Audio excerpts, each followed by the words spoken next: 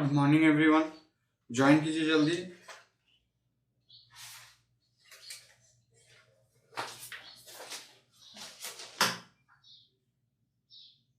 लोग जल्दी से ज्वाइन कीजिए।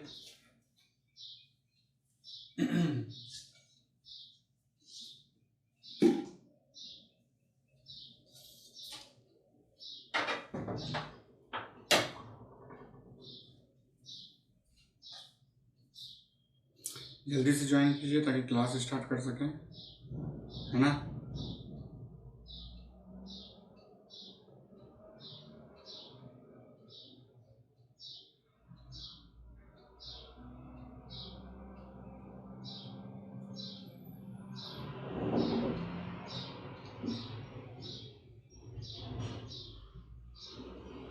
ज्वाइन कीजिए बहुत जल्दी। आप लोगों का क्लास को इवनिंग में कर दूंगा। बहुत बच्चों को प्रॉब्लम हो रही है कि मॉर्निंग में वो क्लास में दिक्कत हो रहा है उनको, है ना।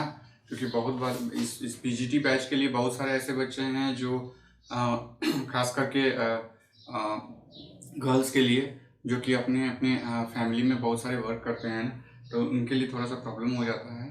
तो उनको भी ध्यान में रखते हुए जो है हम जल्दी ही इवनिंग में ट्रांसफ़र कर देंगे। हो सकता है मंडे से ही कर दें, है ना। तो चलिए क्लास को स्टार्ट करते हैं। चलिए एक बच्चा ज्वाइन किया और बच्चे ज्वाइन कीजिए, है ना। जो भी डाउट रहता है वो पूछ लिया कीजिएगा। आपका कल आपका जो है टेस्ट रहेगा। टाइम अपडेट कर दिया जाएगा आपके व्हाट्सएप ग्रुप में, है ना। व्हाट्सएप ग्रुप में आपका टाइम अपडेट कर दिया जाएगा।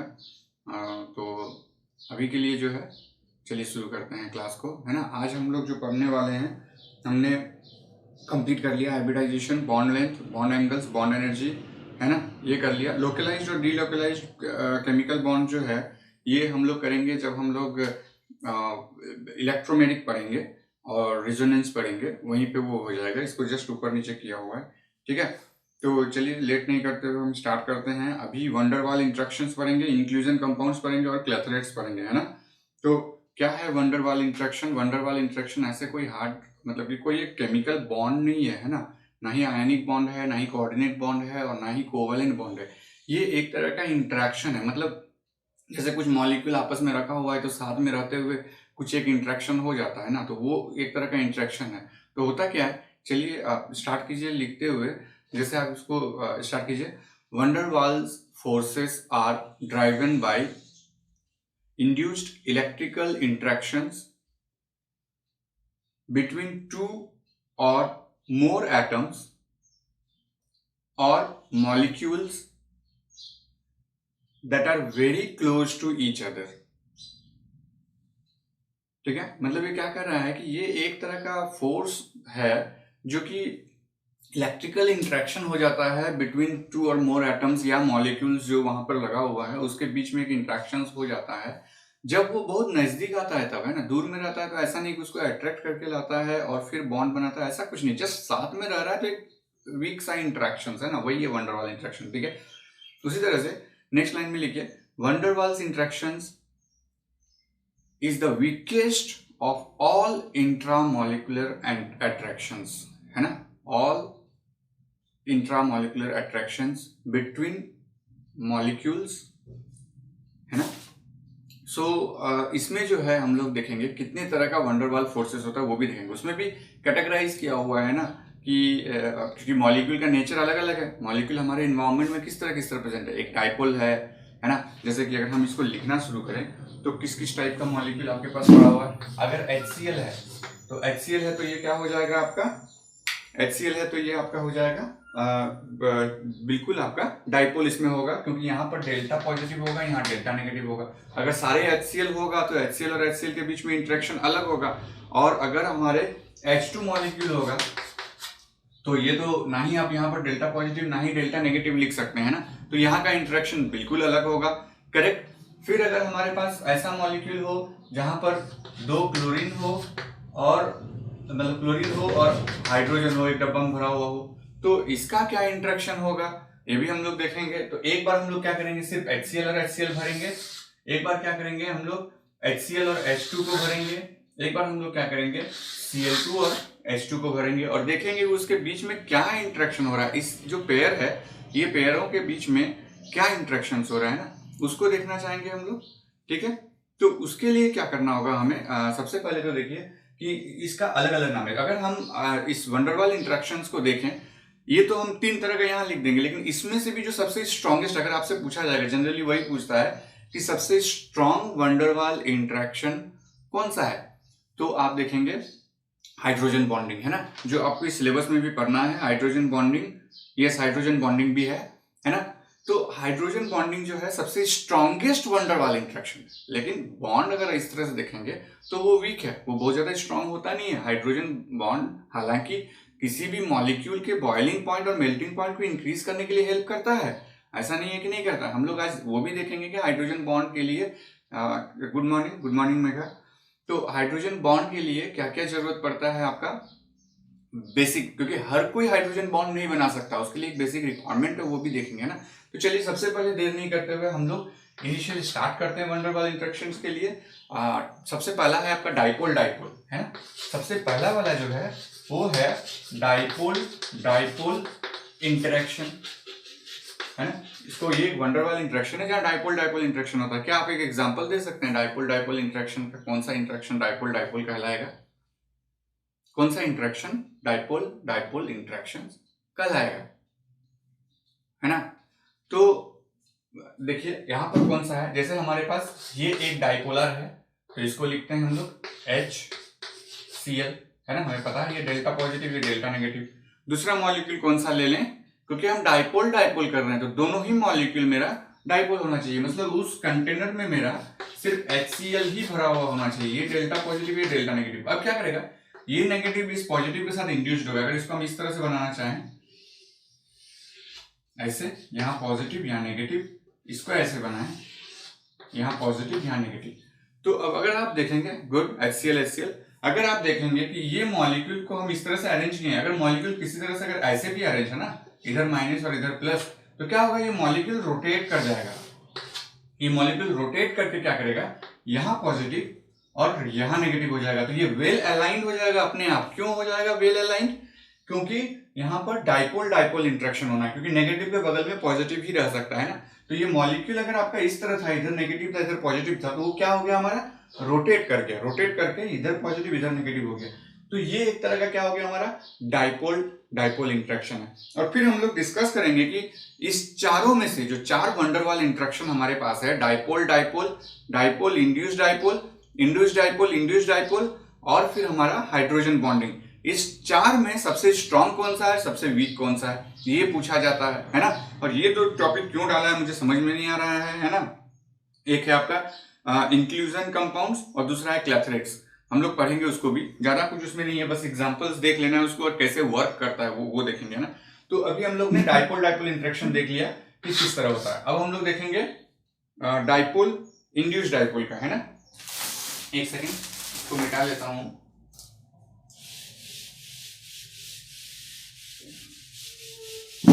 चलिए, तो कल टेस्ट है, टेस्ट के लिए भी तैयारी कीजिएगा, है ना, कल आपको अपेयर होना है टेस्ट में। दूसरा है डाइपोल इंड्यूस्ड डाइपोल इंटरेक्शन, है ना, डाइपोल इंड्यूस्ड डाइपोल इंटरेक्शन। यहां पर क्या होगा, ये एक डाइपोल रहेगा आपका, है ना, पॉजिटिव नेगेटिव, ये डाइपोल, मतलब आप HCl ही ले लीजिए, कोई दिक्कत नहीं है। दूसरा आप हाइड्रोजन ले सकते हैं, हीलियम ले सकते हैं, कुछ भी ले सकते हैं, है ना। गुड, HCl एंड H2, ठीक है। तो HCl ले लिया और दूसरा हमने क्या ले लिया, एक मॉलिक्यूल ले लिया H2, है ना। तो यहाँ पर कोई चार्ज हम नहीं, चार्ज सेपरेशन तो इस मॉलिक्यूल में दे नहीं सकते हैं। कैसे है, ये है हमारा HCl और ये है हमारा हाइड्रोजन हाइड्रोजन, है ना। अब क्या होगा, जब हम इसको इसके पास लेकर के आए हैं तो ये इसका नेचर चेंज होगा। कैसे चेंज होगा, इसको देखते हैं, इसका नेचर हो जाएगा इस तरह से,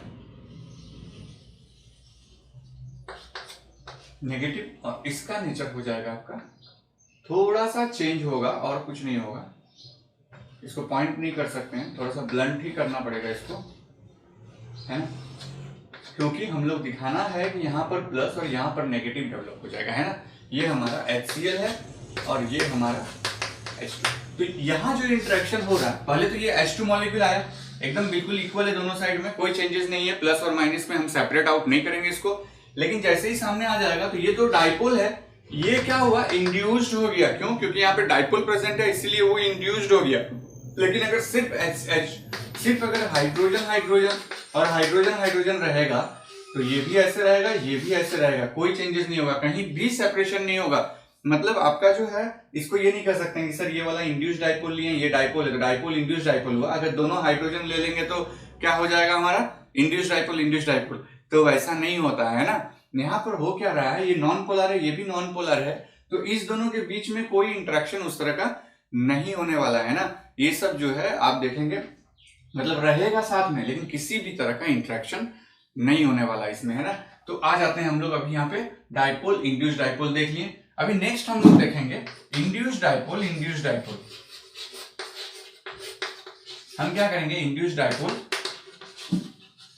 इंड्यूस्ड डाइपोल देखेंगे। तब होता क्या है इंड्यूस्ड डाइपोल इंड्यूस्ड डाइपोल, बताइए कौन सा एग्जांपल लें इंड्यूस्ड डाइपोल इंड्यूस्ड डाइपोल के। जब H2 और H2 को नहीं ले रहे हैं, दोनों ही नॉन पोलर अगर नहीं लें तो कैसे होगा। लेकिन हाँ, दोनों ही नॉन पोलर रहता है। इंड्यूस्ड डाइपोल के लिए क्या रहता है, दोनों ही मेरा कॉम्प्लेक्स जो है वो नॉन पोलर ही रहता है ना, वो पोलर नहीं रहता है। ठीक है, तो इंड्यूस्ड डाइपोल का एग्जांपल क्या हो जाएगा हमारा,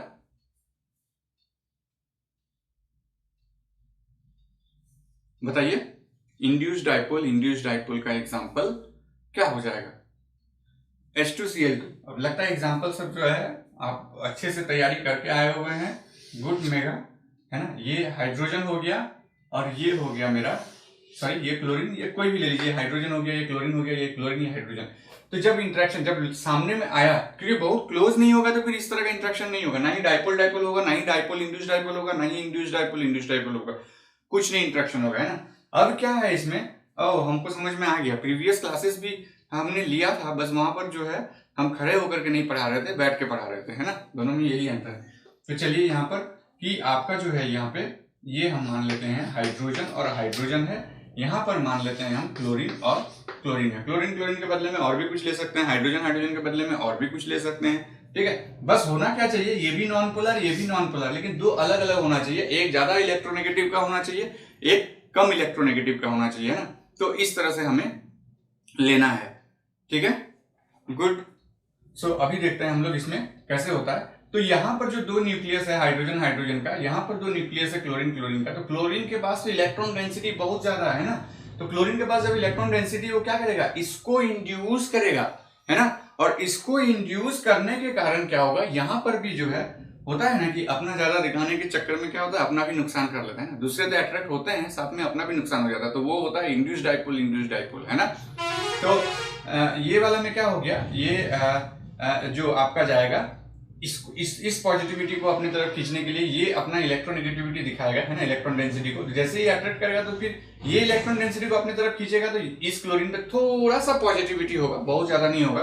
तो इसको अगर हम बनाएं इस तरह से तो कोई गलत नहीं होगा, ऐसे करके, ऐसे इधर थोड़ा सा ये, और इसको अगर ऐसे बनाएं ऐसे, है ना, तो थोड़ा सा होगा। हम यहाँ पर पॉजिटिव नेगेटिव नहीं कर देंगे, हम यहाँ पर कर देंगे नेगेटिव पॉजिटिव नेगेटिव पॉजिटिव, है ना। ये क्या है आपका हाइड्रोजन, ये हो गया क्लोरीन। तो ये दोनों में क्या हो रहा है हमारा, इंड्यूस्ड डाइपोल हो रहा है, करेक्ट। तो समझ में आ गया इंड्यूस्ड डाइपोल का एग्जांपल क्या लेना है। तो एग्जाम में जाकर के अगर दो इस तरह दे दे H2 एंड H2, या फिर अगर दे दे H2 एंड हीलियम, सो ये सब एग्जांपल में नहीं लीजिएगा, है ना। एक थोड़ा सा इलेक्ट्रोनेगेटिव, ज्यादा इलेक्ट्रोनेगेटिव होना चाहिए इंड्यूस्ड होने के लिए। बिना अगर उसका इलेक्ट्रोनेगेटिविटी बढ़े हुए दे देंगे तो इंड्यूस्ड डाइपोल नहीं होगा, है ना। तो ये तो वंडरवाल इंटरेक्शन का ये 3 क्लास था। अब इस 3 में से देख लीजिए, क्योंकि इसके बाद जो हम लोग हाइड्रोजन बॉन्डिंग पढ़ेंगे वो तो वंडरवाल इंटरेक्शंस का सबसे स्ट्रांग है ही। इस तीनों में कौन सा ज्यादा स्ट्रांग है और कौन सा ज्यादा वीक है ना। डाइपोल इंड्यूस्ड डाइपोल और इंड्यूस्ड डाइपोल। सबसे वीक तो आपको यही लग रहा है ना, इंड्यूस्ड डाइपोल, है ना, सबसे वीक। इससे थोड़ा सा स्ट्रॉन्गर कौन सा होगा, डाइपोल इंड्यूस्ड डाइपोल। ठीक है, थोड़ा सा और स्ट्रॉन्गर कौन सा होगा, डाइपोल इंटरेक्शन। और उससे भी ज्यादा स्ट्रॉन्गर कौन सा होगा हमारा, हाइड्रोजन बॉन्डिंग, जो कि अभी हम लोग देखने जा रहे हैं हाइड्रोजन बॉन्डिंग, है ना। क्या है हाइड्रोजन बॉन्डिंग, उसको देखते हैं। चलिए,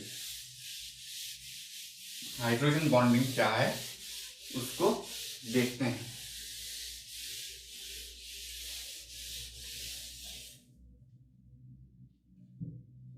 ठीक है, तो अभी हम लोग हाइड्रोजन बॉन्डिंग क्या है उसको देखते हैं। तो हाइड्रोजन बॉन्डिंग क्या है? हाइड्रोजन बॉन्डिंग के लिए आपको क्या होना चाहिए? मिनिमम बेसिक 2 कंडीशन को फॉलो करना चाहिए। पहला कंडीशन है आपका कि जो है मिनिमम एक सिग्मा बॉन्ड होना चाहिए, है ना। मिनिमम एक सिग्मा बॉन्ड होना चाहिए किसके किसके बीच में? ऑक्सीजन हाइड्रोजन, है ना, फिर नाइट्रोजन हाइड्रोजन और फ्लोरीन हाइड्रोजन के बीच में मिनिमम एक सिग्मा बॉन्ड होना बहुत नेसेसरी है। बिना सिग्मा बॉन्ड के ये हाइड्रोजन बॉन्ड नहीं बनेगा।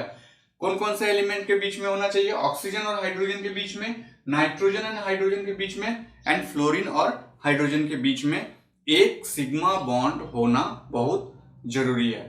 ठीक है, तो एक सिग्मा बॉन्ड उसके बीच में हो गया। अब दूसरा कंडीशन क्या है? सिर्फ सिग्मा बॉन्ड होने से नहीं होगा। दूसरा कंडीशन है कि आपका ये जो है नियर बाय में इस तरह का भी मॉलिक्यूल होना चाहिए, क्योंकि और एक मतलब और एक OH या NH या फिर जो है आपका HF होना चाहिए जो कि इसके साथ इजीली इंटरेक्ट कर सके। फॉर एग्जांपल अगर OH की बात करेंगे हम लोग, अगर हम इथेनॉल के लिए या मिथेनॉल ही ले लिए CH3OH, है ना, तो इसमें क्या होगा आपका, ये ऑक्सीजन आपका है डेल्टा नेगेटिव, ये डेल्टा पॉजिटिव। एक और मिथेनॉल अगर हमने ले लिया OH, तो इसमें ये डेल्टा पॉजिटिव, ये डेल्टा नेगेटिव, तो ये डेल्टा नेगेटिव इस हाइड्रोजन के साथ इंटरेक्शन करेगा, यही हमारा हाइड्रोजन बॉन्डिंग हुआ। ठीक है, और एक कंडीशन इसमें लिख सकते हैं आप कि ये सिर्फ ऑक्सीजन, नाइट्रोजन और फ्लोरीन के साथ ही दिखाएगा, है ना। ये सिर्फ ऑक्सीजन, नाइट्रोजन और फ्लोरीन के साथ ही दिखाएगा। क्लोरीन के साथ जब ये एरोमेटिक में रहता है, ऑर्थो पोजीशन में रहता है किसी एसिड के, तभी दिखाता है ये, अदरवाइज नहीं दिखाता, है ना। क्लोरीन के साथ तभी दिखाएगा जब ये ऑर्थो पोजीशन में रहेगा किसी एसिड ग्रुप के साथ, है ना, एरोमेटिक कंपाउंड में, तभी दिखाएगा, अदरवाइज क्लोरीन नहीं दिखाता है। ठीक है, तो इसीलिए मिनिमम एलिमेंट क्या होना चाहिए? ऑक्सीजन, नाइट्रोजन, फ्लोरीन, और एक सिग्मा बॉन्ड, मिनिमम एक सिग्मा बॉन्ड होना चाहिए ऑक्सीजन हाइड्रोजन के बीच में, या नाइट्रोजन हाइड्रोजन के बीच में, या फ्लोरीन हाइड्रोजन के बीच में, है ना। तो उसी तरह जैसे फ्लोरीन और हाइड्रोजन के बीच में अगर हम लोग देखेंगे तो HF, फिर आप लिखिए HF, ये जिगजैग फैशन में पड़ा हुआ रहता है। ये डेल्टा पॉजिटिव, ये डेल्टा नेगेटिव, एक इंटरेक्शन हुआ, ये डेल्टा नेगेटिव, ये डेल्टा पॉजिटिव, एक इंटरेक्शन हुआ, ये फिर इंटरेक्शन करेगा, ये फिर इंटरेक्शन करेगा। तो ये सारे के सारे जो है आपका, ये सब क्या है? आपका हाइड्रोजन बॉन्डिंग है। ये हाइड्रोजन बॉन्डिंग नहीं है, ये हाइड्रोजन बॉन्डिंग नहीं है, ये वाला भी नहीं है। कौन सा है? ये जो इंटरेक्शन हुआ, एक वीक इंटरेक्शन हुआ, ये हाइड्रोजन बॉन्डिंग हुआ, ये हाइड्रोजन बॉन्डिंग हुआ, ये नहीं है, ये नहीं है, है ना। जो सिग्मा बॉन्ड है वो हाइड्रोजन बॉन्डिंग नहीं है। हाइड्रोजन बॉन्डिंग कौन सा है? एक जो वीक इंटरेक्शन हो रहा है दोनों के बीच में, ये आपका हाइड्रोजन बॉन्डिंग है। करेक्ट? तो किसमें ज्यादा होता है उतना ही ज्यादा वो बॉइलिंग पॉइंट उसका बढ़ाता है। जैसे वाटर में हाइड्रोजन बॉन्डिंग होता है। आपको पूछ सकता है कि एक वाटर मॉलिक्यूल में आप बताइए कि कितने हाइड्रोजन बॉन्डिंग हो सकता है। तो अलग अलग है, लिक्विड स्टेट में कितना होगा, सॉलिड स्टेट में कितना होगा, ये सारे चीज मैंने आपको एक बार और जो पिछला क्लास मैंने लिया था पीजीटी के लिए जो शुरुआत किया था उसमें बताया था, है ना। होप आपको याद होगा, तो आप रिप्लाई कर सकते हैं, है ना। तो हम लोगों ने क्या देखा था वहां? लिक्विड के लिए क्या होता है? 3.5 हाइड्रोजन बॉन्ड होता है एक वाटर मॉलिक्यूल के साथ, है ना। एक वाटर मॉलिक्यूल मतलब एक वाटर मॉलिक्यूल के साथ पेरिफेरल में और भी मॉलिक्यूल रहेंगे। मतलब कि जैसे एक बड़ा सा हमने जार ले लिया, बीकर ले लिया या जार ले लिया, इसमें जो वाटर मॉलिक्यूल है, और हम जब इफेक्टिव हाइड्रोजन बॉन्ड निकालते हैं, इसका इफेक्टिव हाइड्रोजन बॉन्ड पर मॉलिक्यूल ऑफ वाटर, है ना। इफेक्टिव हाइड्रोजन बॉन्ड पर मॉलिक्यूल ऑफ वाटर अगर हम लोग निकालते हैं तो कितना आता है यहाँ पे? 3.5 हाइड्रोजन बॉन्ड, है ना। उसी तरह से जब इसको हम लोग आइस क्यूब, है ना, ये आइस क्यूब है ना आपका, ठीक है, बहुत लोग इस आइस क्यूब का यूज करते हैं, है ना। जैसे कहीं चोट वोट लग गया तो उसको सेकने के लिए, है ना। फिर आइसक्रीम वगैरह भी खाते हैं, तो वो आइस क्यूब नहीं होता है। आइस क्यूब वाला जो आइसक्रीम है वो लोग, हम लोग जब बचपन में थे तब खाते थे, है ना। टंकी में आता था पानी का पूरा ये बना करके, है ना, आधा खाते थे और आधा कैप खोल के माथा में रख लेते थे स्कूल से आते वक्त, है ना। या फिर आधा खाते थे, आधा सॉक्स के अंदर भर करके और उसी में जूता पहन लेते हैं ना, पाँव के नीचे ठंडा लगता था, धूप में चलते रहिए कुछ नहीं होगा, है ना।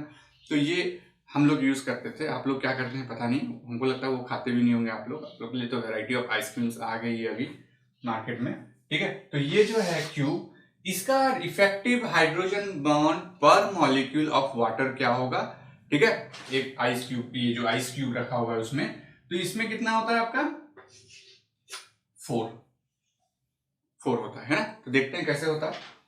ये ऑक्सीजन है, ये हाइड्रोजन है, ये हाइड्रोजन है, ठीक है। ट्राई करेंगे। ये डेल्टा पॉजिटिव है, आपको समझाने के लिए जहां तक हो सकता है। इस डेल्टा पॉजिटिव के लिए यहाँ पे एक डेल्टा नेगेटिव बनेगा, इस डेल्टा पॉजिटिव का इफेक्टिव यहाँ पर एक डेल्टा नेगेटिव बनेगा।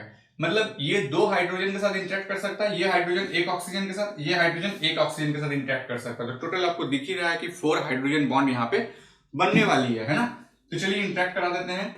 ये वाटर हो गया, यहां से ये इंटरेक्ट किया इसके साथ, एक हाइड्रोजन बॉन्ड।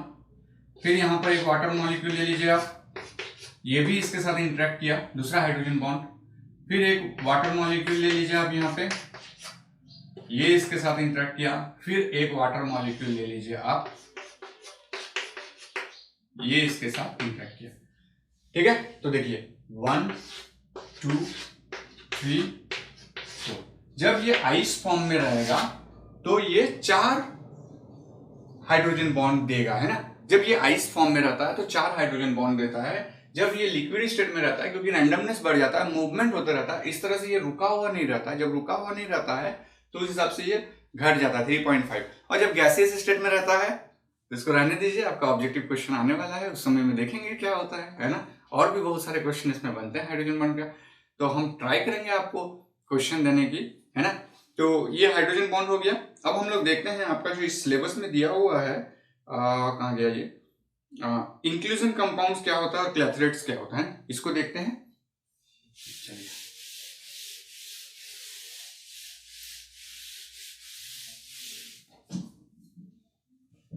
ठीक है।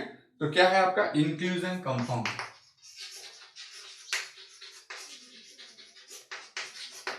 ठीक है। ये दोनों में ज्यादा अंतर नहीं है। इंक्लूजन कंपाउंड्स और क्लैथरेट्स में जो है ज्यादा अंतर आपका नहीं है, ठीक है। तो आप मतलब होता क्या है, एक पॉकेट की तरह आपको जगह दिया जाता है जहां आप दूसरे मॉलिक्यूल को ट्रैप करते हैं, है ना। तो इसको हम लोग कहते हैं इंक्लूजन। तो इंक्लूजन कंपाउंड के लिए लिख लीजिए, है ना। हो सकता है डेफिनेशन से क्वेश्चन आए, ज्यादातर एग्जांपल से ही क्वेश्चन आएगा इसमें, है ना। डेफिनेशन से नहीं हो सकता। ये आपका जनरली मुझे एनसीईआरटी में नहीं दिया हुआ है ना, तो थोड़ा सा वो अपना लेवल बढ़ाने के लिए 1-2 पॉइंट को इंक्लूड किया है ना। और अभी तो आपको सारा चीज दिमाग में रखना होगा। उसके पीछे का रीजन ये है कि अब जो है सीट आपका ओपन हो जाएगा, है ना। कुछ परसेंटेज है जो कि ओपन हो जाएगा, इसलिए आपको ज्यादा मेहनत करना होगा, है ना, ठीक है। तो देखिए इंक्लूजन कंपाउंड के बारे में लिखिए, a complex in which one component, है ना, फॉर्म्स ए कैविटी, और in the case of A crystal lattice containing spaces in the shape of long tunnels or channels in which molecular entities of a second chemical species are located, है ना। मतलब कि पहला molecule क्या कर रहा है, जिसको हम लोग होस्ट भी कह सकते हैं। इंक्लूजन कंपाउंड में जो इसको हमने लिखा था कि एक कॉम्प्लेक्स जो कि कैविटी बना रहा है, जो कैविटी बना रहा है उसको हम लोग, जो दो मॉलिक्यूल का इंटरेक्शन है, इंक्लूजन कंपाउंड में 2 मॉलिक्यूल का इंटरेक्शन है, एक कैविटी जो बना रहा है, जो कैविटी बना रहा है उसको हम लोग क्या कहेंगे, होस्ट। आप लोग जानते हैं ये चीज, होस्ट और गेस्ट, है ना। तो जो कैविटी बना रहा है उसको होस्ट कहेंगे, और दूसरा मॉलिक्यूल जिसको ट्रैप कर रहा है उस कैविटी में उसको कहेंगे गेस्ट, उसको कहेंगे गेस्ट। ये थोड़ा सा सुप्रामोलिकुलर टाइप के सिलेबस में लेकर के गए हैं, है ना। तो अब जो ये होस्ट और गेस्ट का जो इंटरेक्शन होता है 2 डिफरेंट मॉलिक्यूल का, ये मॉलिक्यूल का इंटरेक्शन जो है आपका, यहां पर ना ही कोवेलेंट नेचर है, इसको लिखेंगे आप, है ना। ये जरूरी है कि क्या बॉन्ड नेचर होता है, ना ही कोवेलेंट होता है, ना ही आयनिक होता है, और ना ही कोऑर्डिनेट बॉन्ड टाइप का बनाता है। ये बहुत इंपॉर्टेंट है। बनाता क्या है? तो नॉर्मली ये वंडर वाल इंटरेक्शन है ना, ये एक वंडर वाल इंटरेक्शन है। आपका जो इंक्लूजन कंपाउंड में कैविटी में जो होस्ट और गेस्ट के बीच में इंटरेक्शन है वो आपका वंडर वाल इंटरेक्शन है। उसी तरह से आपका जो है कैथरेट्स भी आपका कॉम्प्लेक्स है जो कि कैविटी बनाता है ना। मतलब कैथरेट्स नाम थोड़ा सा अलग पड़ने का कारण यही है। इंक्लूजन कंपाउंड क्या है? वो अपने अंदर में कैविटी बना करके दूसरे मॉलिक्यूल को इंक्लूजन करता है, उसमें रखता है ना। और कैथरेट्स का मतलब क्या है? ये क्या करता है? एक जेल की तरह बार बनाता है जहां से वो उसको पार होने नहीं दे रहा है।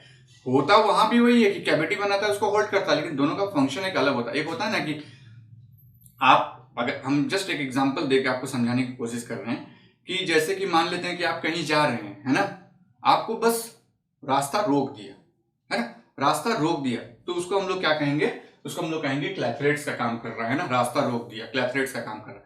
अगर आप कहीं जा रहे हैं, आपको किडनैप करके किसी दूसरे कमरे में ले जाकर के रख दिया, है ना, किडनैप करके किसी दूसरे कमरे में जाकर रख दिया, तो वो इंक्लूजन कंपाउंड हो गया। तो इसका मतलब आज के बाद से जो है किडनैपर को बोलेंगे इंक्लूजन कंपाउंड, क्योंकि वो ले जाकर के कैविटी में या जो भी उसका घर उसमें रख देता है। और क्लैथरेट्स जितने भी रोड साइड में चंदा उठाने वाले हैं, है ना, थोड़ी देर के लिए आपको रोकते हैं ना कि उधर नहीं जा सकते, तो वो आपका क्लैथरेट्स हो गया। तो इस तरह से आप इसको पढ़ेंगे, है ना। चलिए कहीं से भी पढ़िए, अपना वो मतलब आ तो जाना चाहिए, है ना, कि क्या पढ़ रहे हैं हम लोग। तो एग्जाम्पल्स जो है इसका क्या क्या है, इसका आपका इंक्लूजन कंपाउंड का। तो सबसे पहला वाला लिख लीजिए कैलिक्सेरेंस, है ना। एग्जाम्पल्स लिखते हैं, इसको बोर्ड को मिटाते हैं। एग्जाम्पल्स भी आ सकता है, और वो किसको ट्रैप करता है वो भी लिखना है हमको, है ना।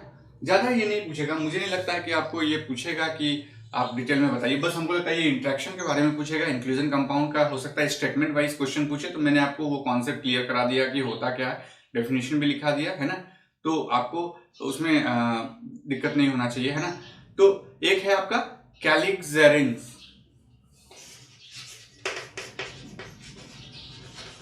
है ना, कैलिक्सेरेंस हो गया। ये एक एग्जांपल हो गया आपका कैलिक्सेरेंस।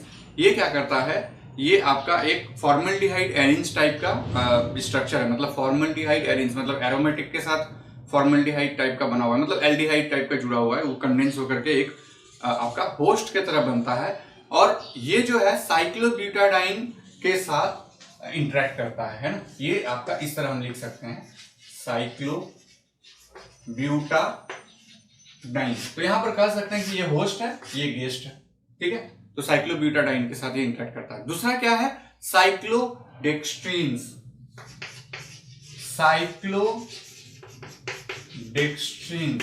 है ना। साइक्लोडेक्स्ट्रीन्स भी आपका एक इंक्लूजन कंपाउंड है। ये सब सारे हम किडनैपर्स के बारे में लिख रहे हैं ना, जो कि किडनैप करके रखता है, ठीक है। हाँ ठीक है, मतलब जैसे आपका फेरोसिन टाइप का कुछ बना है ना, ठीक है। तो साइक्लोडेक्स्ट्रीन्स, हाँ साइक्लोडेक्स्ट्रीन्स में फेरोसिन को आप डाल सकते हैं, है ना, फेरोसिन को आप, ठीक है। तो ये होस्ट हो गया, ये आपका गेस्ट हो गया। तो इस तरह का जो है इंक्लूजन कंपाउंड हो गया, ठीक है। सो इसमें अगर कुछ डाउट है तो आप हमसे पूछ सकते हैं ना। अगर नहीं है तो हम आगे के मॉलिक्यूल को देखते हैं। क्लैथरेट्स भी आपका इसी तरह का चीज है, लेकिन बस वो क्या करता है, एक बार की तरह लगाता है ना, कि आपको थोड़ी देर के लिए जो है वहां से जाने नहीं देगा, है ना। तो लिख सकते हैं a clathrates is a chemical substance consisting of a lattice, है ना, लैटिस सॉलिड स्टेट से आया, ए लैटिस दैट ट्रैप्स और कंटेन्स मॉलिक्यूल्स, ठीक है, ठीक है। सो ये जो क्लैथरेट्स का मतलब है, ये आपका लैटिन वर्ड से आया है, जिसका मतलब है विथ बार्स, है ना, विथ बार्स, ठीक है। उसका मतलब क्या है? विथ बार्स, है ना, मतलब वो बस उसको अटका के रखता है ना, ठीक है। तो उसमें लिखिए most clathrate compounds are polymeric, है ना, polymeric and completely envelop the guest molecule, है ना। कंप्लीटली वो इन्वेलप की तरह काम करता है, इन्वेलप की तरह रहता है, मतलब वो बार लगा देता है चारों तरफ से, है ना, गेस्ट मॉलिक्यूल के, ठीक है। और लेकिन मॉडर्न यूज में क्या हो गया आपका, ये जो क्लैथरेट्स और इंक्लूजन कंपाउंड, इसमें ज्यादा अंतर नहीं है, तो इसलिए मॉडर्न में दोनों को एक जगह रखने की कोशिश किया गया है, तो इसका इसका जैसे आपका आप इनऑर्गेनिक पॉलीमर्स ले सकते हैं, कौन सा, जियोलाइट है ना, जियोलाइट को ले सकते हैं आप, जो कि क्लैथरेट्स में आता है ना। जियोलाइट एक है जो आपका क्लैथरेट्स में आता है, ठीक है। तो ये क्लैथरेट्स भी हो गया आपका, ठीक है। इस हमें ज्यादा नहीं पूछता। यहाँ पे जो इंट्रैक्शन है वो आपका ना ही कोवेलेंट है, ना ही आपका वो आयनिक है, ना ही आपका कोऑर्डिनेट बॉन्ड बनाता है। वो क्या बनाता है, वंडरवाल इंट्रैक्शन कर रहा है ना, एक वीक वंडरवाल इंट्रैक्शन है वो, ठीक है। तो यहाँ पर ये सारा चीज हो गया। मुझे लगता है कि एक दिन और मिल जाता मुझे संडे से पहले, तो हम आपका टेस्ट लेने में भी हमको मजा आ जाता। तो ये थोड़ा सा छूट रहा है, क्योंकि बस थोड़ा सा है ये resonance, hyper conjugation, aromaticity and inductive field effect, इतना कर देते तो ये हो जाता। फिर भी बहुत सारा हम कर लिए हैं, आपको मजा आएगा। ज्यादा क्वेश्चन नहीं रहेगा, 10 क्वेश्चन रहेगा, क्योंकि ज्यादा बड़ा टॉपिक ये है नहीं।